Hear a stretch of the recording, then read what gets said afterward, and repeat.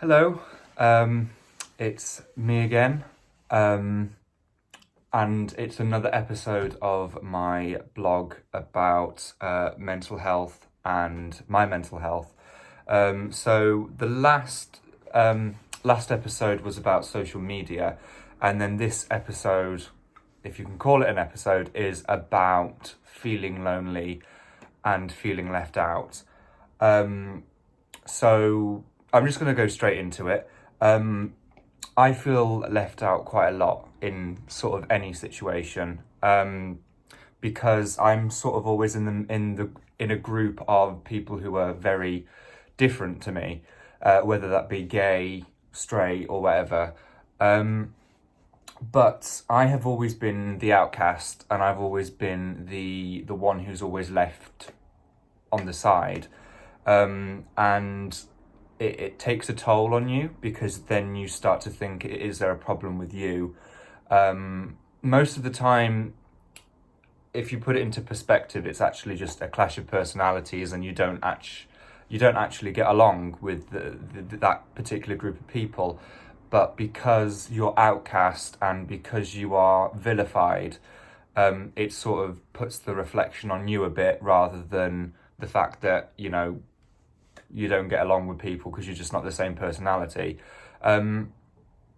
So I can give you one example. Last year I had a job, and I won't mention the company, but I had a job. It was a good job, and it was just sort of doing like a delivery for a logistics company. That wasn't a really good experience for me. That was quite bad. I was a completely different person to everyone who worked there. I don't know where it all went downhill, really. I started there, everything was fine, and then a few weeks later, things just started to go tits up. There were other gay people who worked there, and they would look down their nose at me. There was one guy in particular who was the typical gym bunny, and he clearly didn't like me. But when the moment I walked in, a few girls didn't like me. I don't know why. So it was tough. Because I'd go in every day and I'd see all these people get so close, and I'd be, again, the outsider, the one who's different, just because I wore different clothes, I spoke differently, I liked different things, and it really affected me mentally, and it started making me resent those people, when in actual fact, it's fine. Like, if you don't like me for who I am, then fine, we're different people. But because of the situation and because of just the pressure, I started resenting them, and it just became an all-out war. But it's tough when you're in situations like that, because you then start to think that it's you.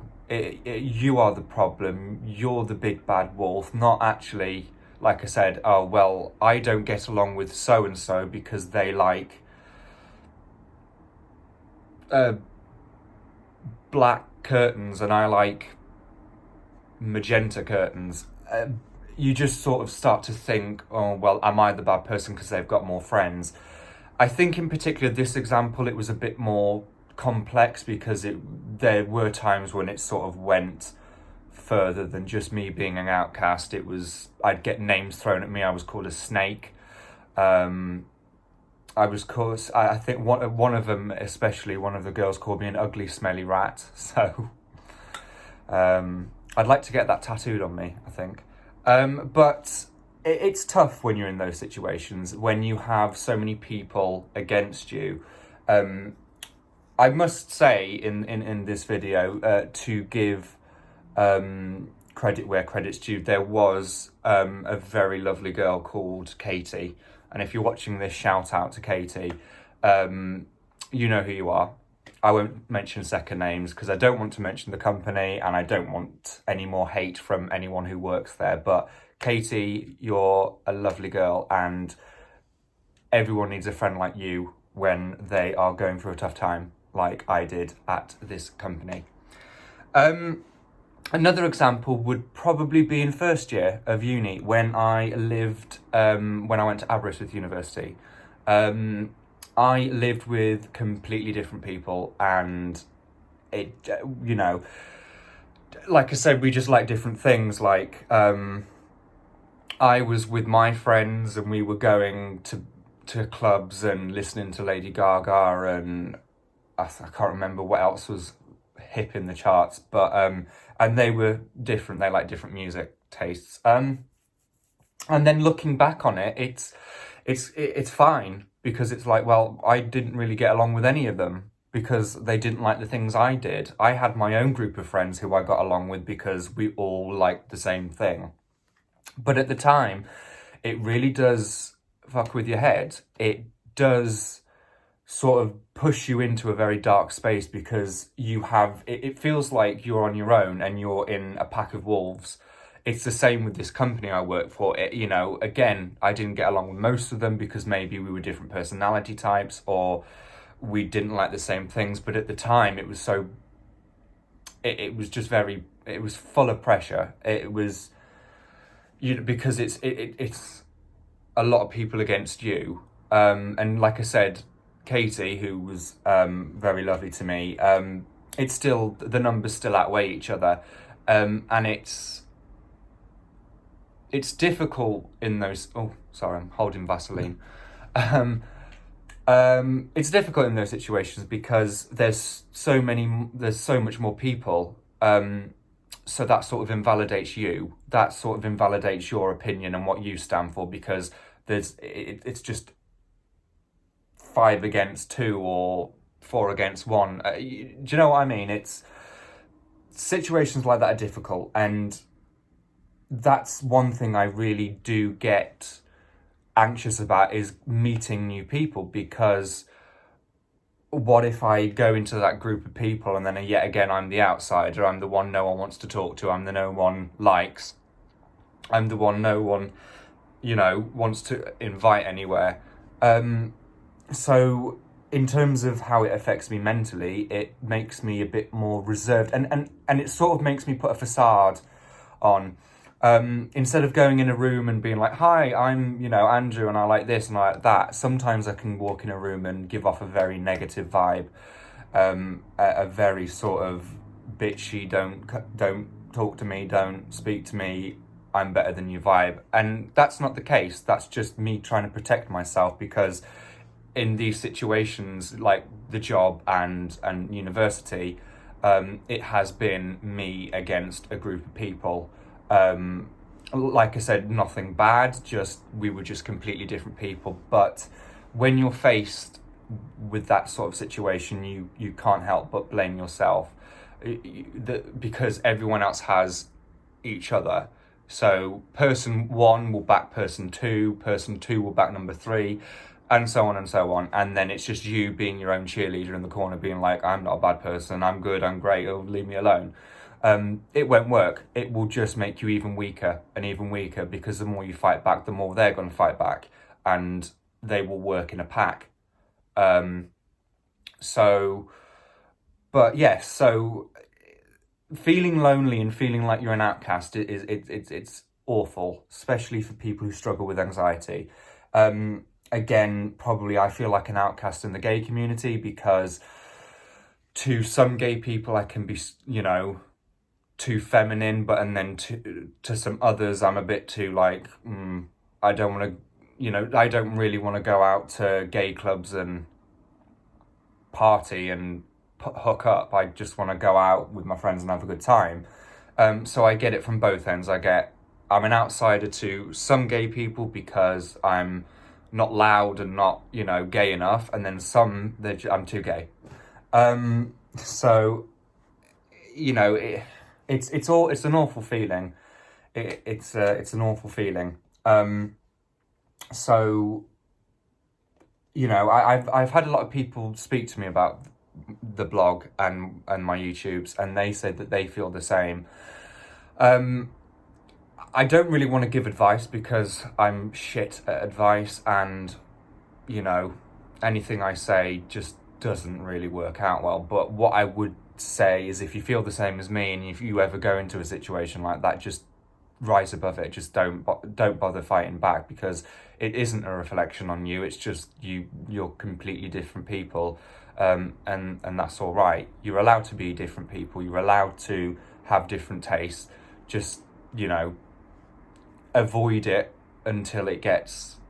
Just avoid it if it gets nasty, which it did at this job, when it was just a slanging match. It was shouting. It was, you know, her over there, me over here, and then her friend over there, then her other friend over there, then her other friend over there, then me standing up, then popping off at all of them, and then I look like the dickhead, because you do look like a dickhead. If you are in a position where you are outcast and outnumbered, don't pop off and don't show weakness. Just rise above it, because that's one thing I do wish I took away from this job experience, was just I wish I rose above it and just went, do you know what, I don't care.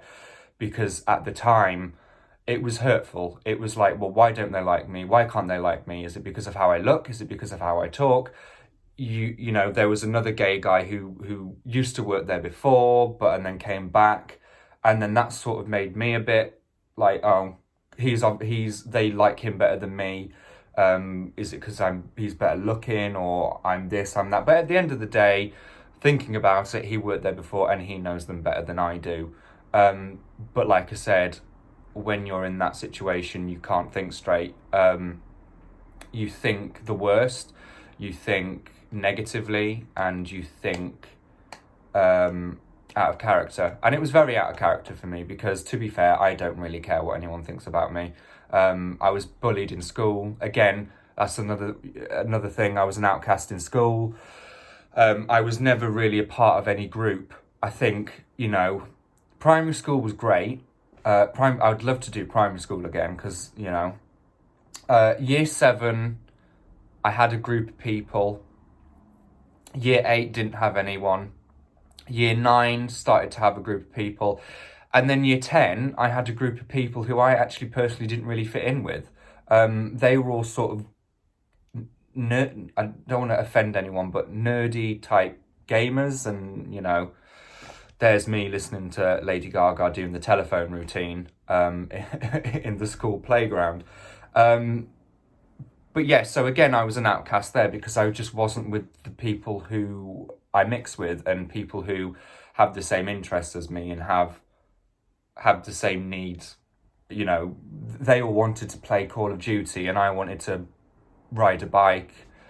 There's an innuendo in there somewhere, but I won't go into that. But yeah, I wanted to ride a bike and do all these things, and they didn't.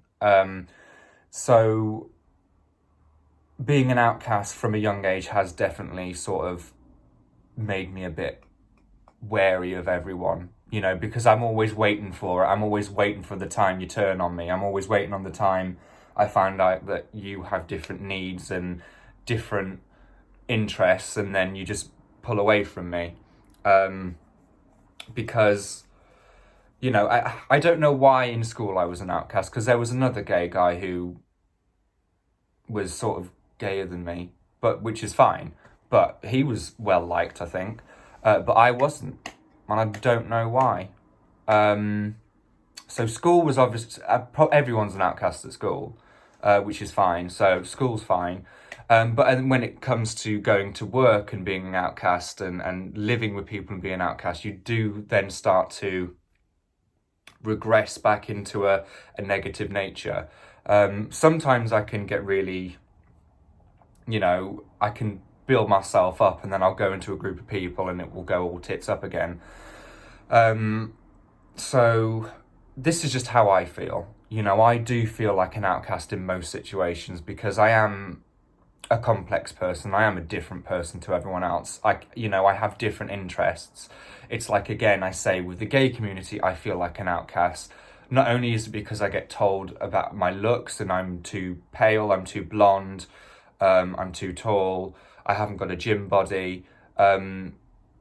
It's also the fact that they don't talk to me. They don't even want to be friends. Like I see on my Twitter feed and my Instagram feed, you know, all these gay people grouping together and, you know, having that common ground of being gay and going out and having fun and, you know, being a group of gay people who just are friends. And I feel outcast with gay people. I feel like sometimes they don't want to be my friend because I may not be the typical masculine looking gay or not a femme enough gay.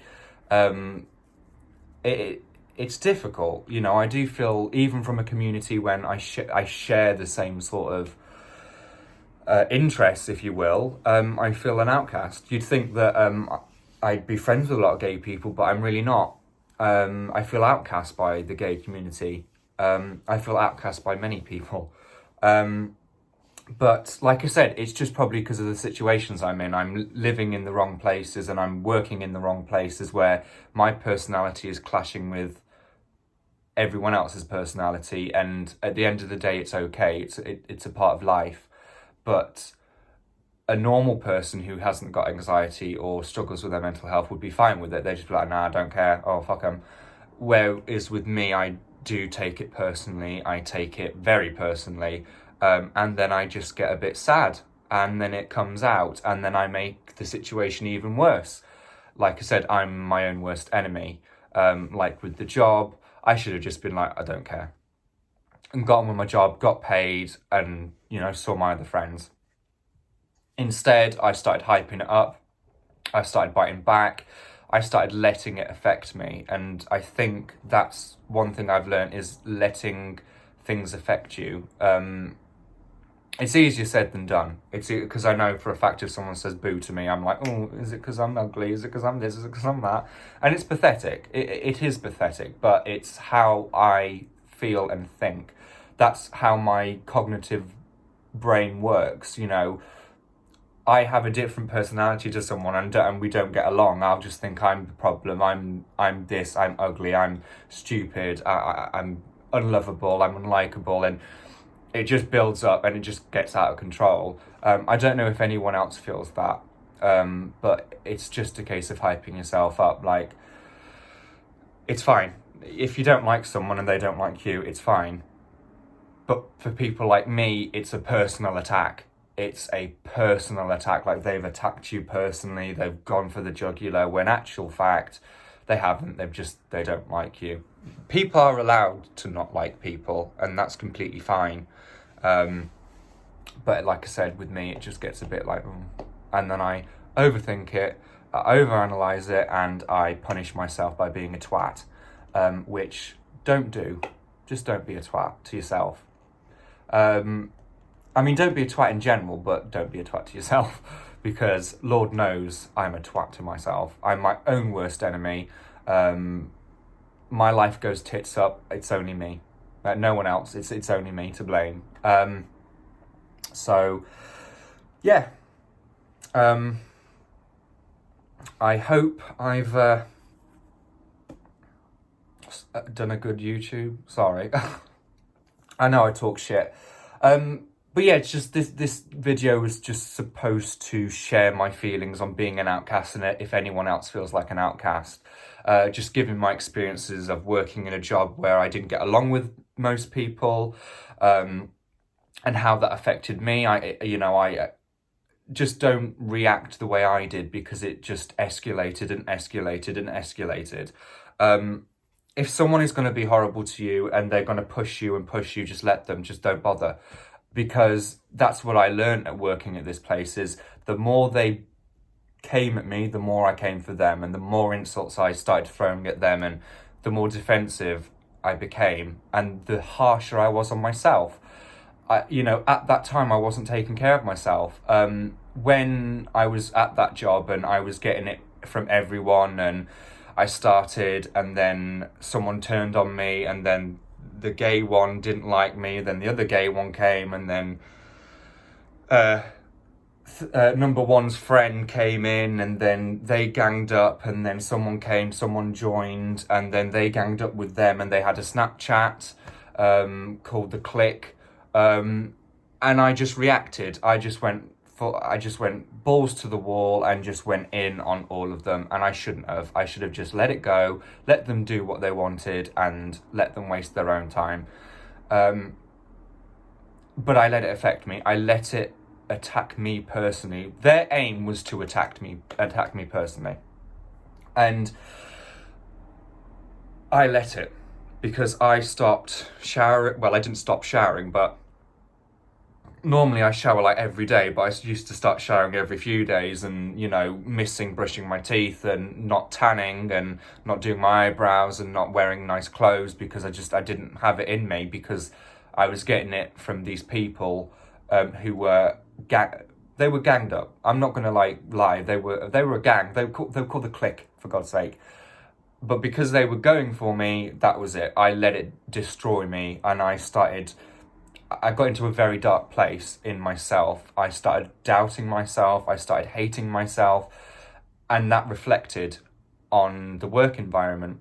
So because I hated myself because of what they were doing, I was just projectile, sort of not vomiting, but I was just like there, just regurgitating hate, because I was getting thrown hate, and instead of taking it and throwing it away, or, I don't know, turning into love, I just regurgitated it back, and it just escalated. And, you know, the best way to deal with feeling like you're an outcast and feeling like you're alone is to not feel it.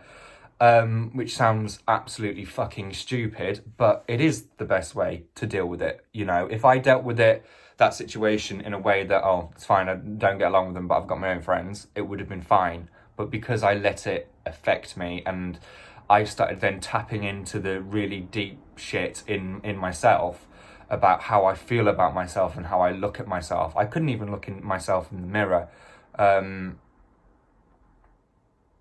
So that was tough. You know, I let other people's opinions get to me and affect how I lived my life.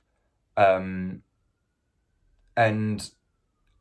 sometimes I don't feel ashamed of sometimes feeling lonely, because it makes me have a sense of independence, because I know that I'm on my own and I can get through something. But sometimes it gets lonely, and sometimes I do want to have that big group of gay friends to go out with. I do want to have that sort of time when I walk into a place and everyone's like, Andrew, you're here, we love you. That doesn't happen to everyone, and it doesn't happen in everyday life. It's just a fairy tale sometimes. Because not everyone is going to like you. Not everyone's going to have 100% good word to say about you. If they have good words to say about you, most of the time, 9 times out of 10, it's 50-50.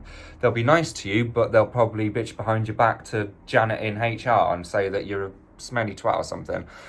But sometimes I do want that. Sometimes I do want that big group of people to feel validated. And actually, I shouldn't need to have a big group of people and for everyone to like me to feel validated, because at the end of the day, the only one who's going to like me is me, and then everything can stem from that.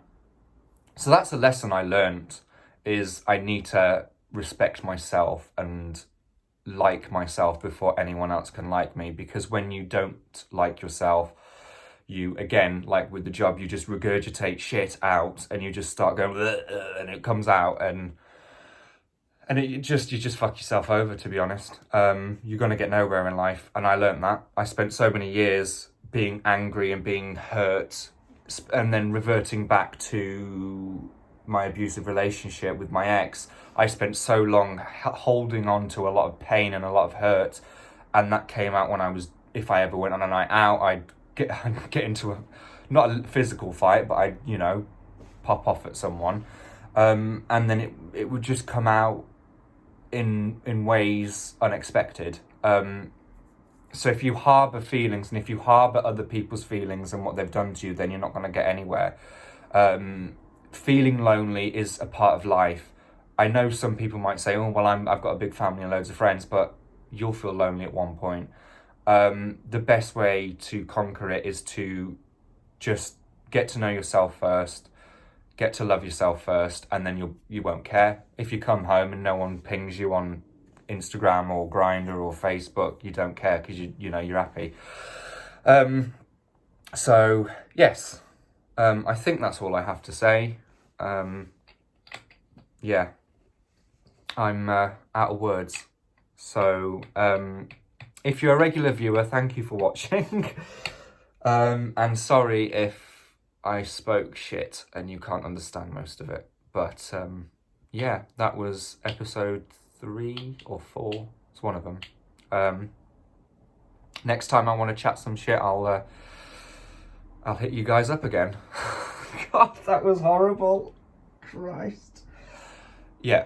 Thanks for watching. Yeah.